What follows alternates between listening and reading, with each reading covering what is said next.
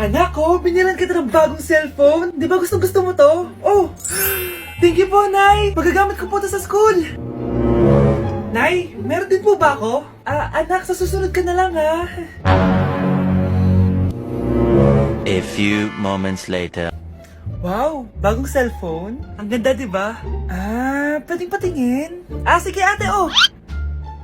Paborito ka talaga ni nanay, no? Deserve mo naman. Salamat, ate! Deserve mo din to. Ate, ba't mo ginawa yun? Eto ang tatandaan mo. Ako ang magiging paborito ni nanay. Basag na! Aray! Nay! Oo, anong nangyayari dito? Nay, sinaktan po ako ni Kyle.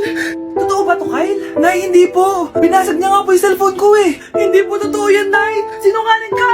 Kyle, anong nangyayari sa'yo? Lumalaki na ata ulo mo. Nay, may kailangan kang marinig.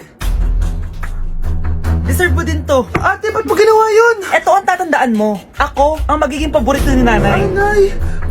Lalo mo lang ako binigyan ng dahilan kung bakit hindi ikaw ang paborito kong anak.